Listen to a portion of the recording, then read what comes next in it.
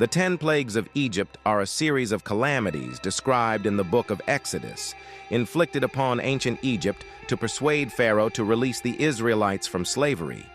These supernatural events, ranging from water turning into blood to a plague of locusts, are considered divine interventions and are a pivotal narrative element in the story of Moses and the Exodus.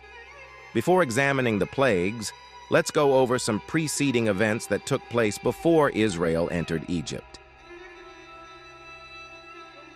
Yahuwah calls Abraham from the land of Ur following the Tower of Babel incident, directing him to journey to the land of Canaan.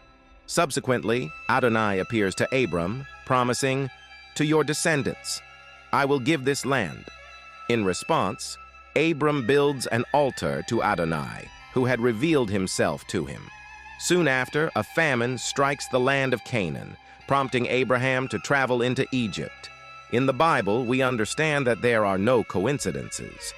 Everything unfolds with purpose. Here, we are provided with an almost precise blueprint of events that would transpire several hundred years later. Genesis 12:10. And there was a famine in the land, and Abram went down into Egypt to sojourn there, for the famine was grievous in the land. And it came to pass that, when Abram was come into Egypt, the Egyptians beheld the woman Sarai, that she was very fair. The princes also of Pharaoh saw her, and commended her before Pharaoh, and the woman was taken into Pharaoh's house. And he entreated Abram well for her sake. And he had sheep and oxen, and he asses, and men servants, and maid servants, and she-asses, and camels. And Yahuwah plagued Pharaoh and his house with great plagues because of Sarai Abram's wife. And Pharaoh called Abram, and said, "What is this that thou hast done unto me? Why didst thou not tell me that she was thy wife? Why say thou, she is my sister? So I might have taken her to me to wife. Now therefore, behold thy wife, take her, and go thy way." And Pharaoh commanded his men concerning him, and they sent him away, and his wife, and all that he had. Following this, Abraham establishes his residence once again in the land of Canaan, where a prophecy is bestowed upon him, outlining the future fate of his descendants. Genesis 15:13. And he said unto Abram, "Know of a surety that thy seed shall be a stranger in a land that is not theirs, and shall serve them. And they shall afflict them 400 years. And also that nation, whom they shall serve, will I judge, and afterward shall they come out with great substance." This prompts the question of why Yahuwah would lead the Israelites into Egypt when they were already established in Canaan, the promised land. Genesis 15:15. And thou shalt go to thy fathers in peace. Thou shalt be buried in a good old age. But in the 4th generation they shall come hither again, for the iniquity of the Amorites is not yet full. At that time, the Amorites held control over the land of Canaan, and although judgment was pronounced against them, they would not experience the consequences until approximately 600 years later. The Bible speaks several times about iniquity and the cup of wrath, typically linked to the sins of nations. They are granted a period for repentance, but eventually, however, the cup fills to the brim, and there is no room left for leniency. Enough will be enough, and the wrath of Yahuwah will at last be poured out against the nations in holy judgment. In Leviticus 18, the text addresses the sins committed by both the Amorites and the Egyptians that ultimately led to their destruction. Then Adonai said to Moses, "Speak to the Israelites, and say to them, I am Adonai, your Elohim. You must not do as they do in Egypt, where you used to live, and you must not do as they do in the land of Canaan, where I am bringing you. Do not follow their practices. Do not defile yourselves in any of these ways, because this is how the nations that I am going to drive out before you became defiled. Even the land was defiled, so I punished it for its sin, and the land vomited out its inhabitants." With an understanding of why the Israelites were sent into Egypt, we can now explore the priests of Egypt, their gods, and the plagues. the practices and sanctification of the Egyptian priests. Ancient Egyptians held water purity rituals in high regard, incorporating cleansing ceremonies to purify themselves spiritually several times a day. This reverence extended to the care of their god statues, where meticulous washing rituals were performed each morning to maintain the sanctity and reverence of these divine representations. In addition to cleansing rituals, priests maintained the practice of shaving their entire bodies every few days to ensure they remained free from lice. The Egyptian pantheon and the 10 plagues. Blood. Yahuwah said to Moses, "Tell Aaron, take your staff and stretch out your hand over the waters of Egypt, over the streams and canals, over the ponds and all the reservoirs, and they will turn to blood. Blood will be everywhere in Egypt, even in vessels of wood and stone." With a single plague, the Egyptian priests faced the inability to perpetuate their service to the deities, given that the formerly pure water has been defiled and is no longer viable for their purification rituals.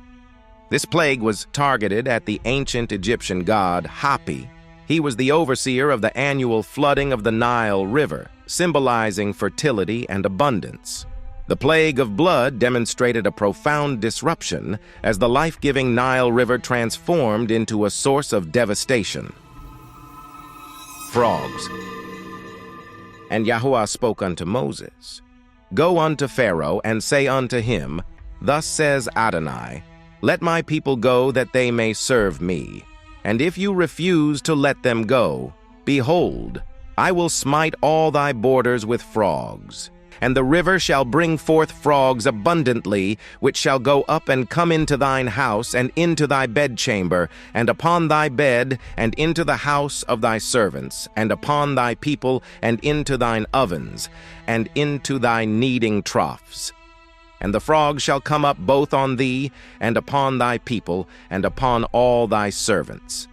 Heket, the Egyptian goddess of fertility, childbirth, and renewal, was often depicted as a frog-headed woman, emphasizing her role in the cycle of life and rebirth. Lice. And Yahuwah said unto Moses, "Say unto Aaron, Stretch out thy rod, and smite the dust of the earth, that it may become lice throughout all the land of Egypt." And they did so. For Aaron stretched out his hand with his rod, and smote the dust of the earth, and it became lice in man and in beast. All the dust of the land became lice throughout all the land of Egypt. Geb was the Egyptian god of the earth, often depicted lying beneath the arching sky, symbolizing his association with the terrestrial realm and fertility. Flies. And Yahuwah said unto Moses, "Rise up early in the morning, and stand before Pharaoh. Lo, he cometh forth to the water, and say unto him, Thus saith Adonai, Let my people go, that they may serve me. Else if thou wilt not let my people go, behold, I will send swarms of flies upon thee, and upon thy servants, and upon thy people, and into thy houses. And the houses of the Egyptians shall be full of swarms of flies, and also the ground whereon they are. And I will sever in that day the land of Goshen, in which my people dwell, that no swarms of flies shall be there." Khepri, known as the fly god, was an ancient Egyptian deity associated with the rising sun, often represented with the head of a scarab beetle, symbolizing transformation and renewal. Although the text reads flies, the Hebrew word is actually arab, which means mosquito.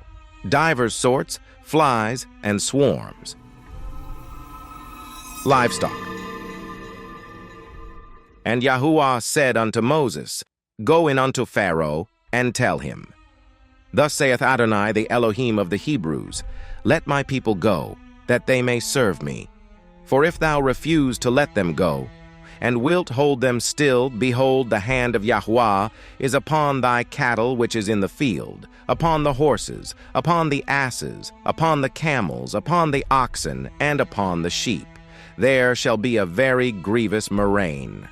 Hathor was the ancient Egyptian goddess of love, motherhood, and joy, often depicted with the head of a cow or as a woman with cow's horns, emphasizing her nurturing and protective aspects.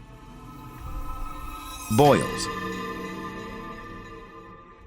And Yahuwah said unto Moses and unto Aaron, Take to you handfuls of ashes of the furnace, and let Moses sprinkle it toward the heaven in the sight of Pharaoh. And it shall become small dust in all the land of Egypt, and shall be a boil breaking forth with blains upon man and upon beast, throughout all the land of Egypt. And they took ashes of the furnace, and stood before Pharaoh. And Moses sprinkled it up toward heaven, and it became a boil breaking forth with blains upon man and upon beast. And the magicians could not stand before Moses because of the boils, for the boil was upon the magicians and upon all the Egyptians. Isis was the ancient Egyptian goddess associated with medicine, magic, and fertility. The magicians who have been seen throughout the previous plagues are unable to perform ceremonial rituals to their Egyptian gods and goddesses in this unclean state, not allowing them to even stand before Pharaoh. They are no longer seen in the scriptural account. Hail and fire. And Yahuwah said unto Moses, Stretch forth thine hand toward heaven, that there may be hail in all the land of Egypt, upon man and upon beast, and upon every herb of the field, throughout the land of Egypt. And Moses stretched forth his rod toward heaven, and Adonai sent thunder and hail, and the fire ran along upon the ground, and Adonai rained hail upon the land of Egypt. So there was hail, and fire mingled with the hail, very grievous, such as there was none like it in all the land of Egypt since it became a nation. And the hail smote throughout all the land of Egypt all that was in the field, both man and beast. And the hail smote every herb of the field, and brake every tree of the field. Nut was the ancient Egyptian goddess of the sky, often depicted as a woman arched over the earth, with her body adorned with stars, symbolizing the celestial realm and protection. Locusts. And Moses and Aaron came in unto Pharaoh, and said unto him, Thus saith Adonai Elohim of the Hebrews, How long wilt thou refuse to humble thyself before me? Let my people go, that they may serve me. Else, if thou refuse to let my people go, behold, tomorrow will I bring the locusts into thy coast, and they shall cover the face of the earth, that one cannot be able to see the earth. And they shall eat the residue of that which is escaped, which remaineth unto you from the hail, and shall eat every tree which groweth for you out of the field. And they shall fill thy houses, and the houses of all thy servants, and the houses of all the Egyptians, which neither thy fathers nor thy fathers' fathers have seen, since the day that they were upon the earth unto this day. Seth was the ancient Egyptian god associated with chaos, disorder, and the desert. Often depicted with the head of an enigmatic animal, Seth was both a disruptive and powerful figure. Darkness.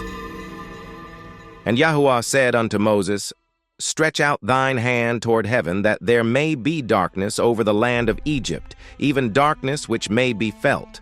And Moses stretched forth his hand toward heaven, and there was a thick darkness in all the land of Egypt 3 days. They saw not one another, neither rose any from his place for 3 days. But all the children of Israel had light in their dwellings. Ra was the ancient Egyptian sun god and a principal deity, often depicted with a falcon head and a sun disk on top. He was considered the creator of the world and a symbol of light and life. Death of the firstborn. And Moses said, Thus saith Adonai, About midnight will I go out into the midst of Egypt, and all the firstborn in the land of Egypt shall die, from the firstborn of Pharaoh that sitteth upon his throne, even unto the firstborn of the maidservant that is behind the mill, and all the firstborn of beasts. And there shall be a great cry throughout all the land of Egypt, such as there was none like it, nor shall be like it any more. But against any of the children of Israel shall not a dog move his tongue against man or beast, that ye may know how that Yahuwah doth put a difference between the Egyptians and Israel. The ultimate and concluding plague was directed at Pharaoh himself. The king of Egypt was considered to be the greatest Egyptian god of all, and the death of the firstborn would illustrate that this final affliction aimed to emphasize that there was no distinction between Pharaoh and the common people. The purpose of the original 10 plagues was for Yahuwah to show his power to Israel. The plagues proved to the Israelites in Egypt that he is an Elohim who acts on their behalf to redeem them out of their bondage. The descendants of Abraham needed assurance that the Elohim of their forefathers was involved and compassionate toward their plight. We hope you continue to seek out truth and allow Yahuwah's word to be revealed to you. Shalom.